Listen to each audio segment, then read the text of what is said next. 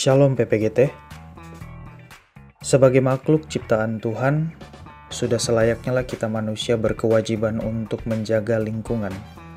Karena pada akhirnya akan ada bentuk timbal balik yang akan kita dapatkan dari manfaat lingkungan itu sendiri sebagai hak kita dan kelangsungan hidup kita manusia di bumi ini. Sampah organik adalah sampah yang berasal dari sisa makhluk hidup yang mudah terurai secara alami maupun dengan campur tangan manusia.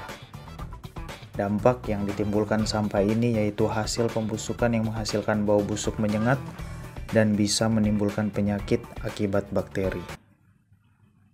Oleh karena itu, daripada kita hanya membuang sisa-sisa kulit buah dan sayur yang tidak terpakai, apalagi jika dibuang sembarangan, contohnya seperti ini.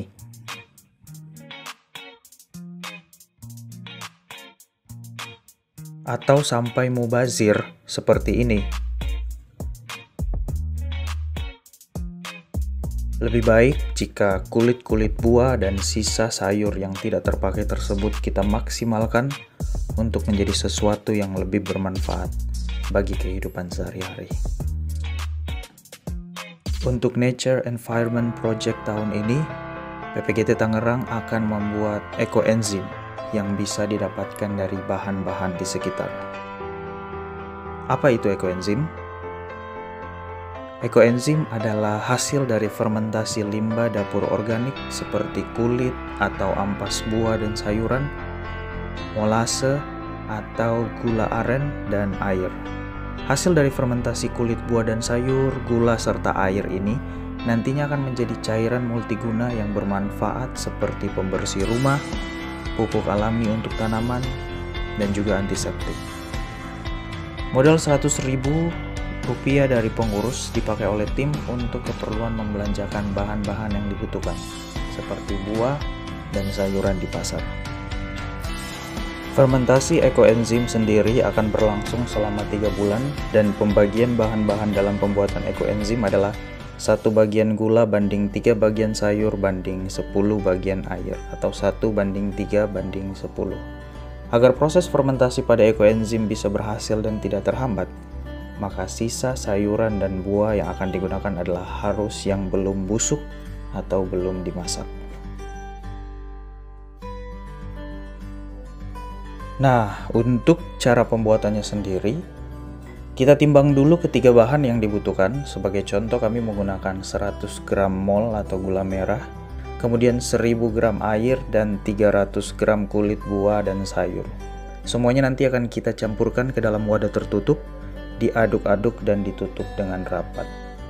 Kita siapkan wadah untuk menaruh semua campuran ekoenzimnya, bisa dalam botol atau toples. Ekoenzim yang sudah jadi harus disimpan di tempat yang teduh dan tidak terkena sinar matahari langsung. Ekoenzim pun sudah siap untuk proses fermentasi selama 3 bulan ke depan. Selama 2 minggu pertama, ekoenzim harus rutin dibuka dan ditutup agar hasil fermentasi yang mengandung gas bisa dikeluarkan. Karena kalau lama tidak dibuka, tekanan gas di dalamnya akan sangat besar dan bisa meledak saat dibuka.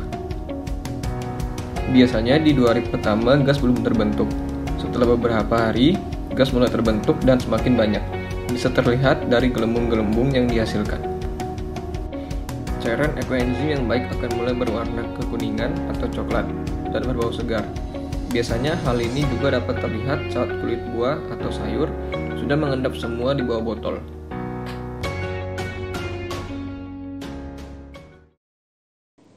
Sekarang kita sedang menunggu hasil dari ekoenzim yang telah dibuat.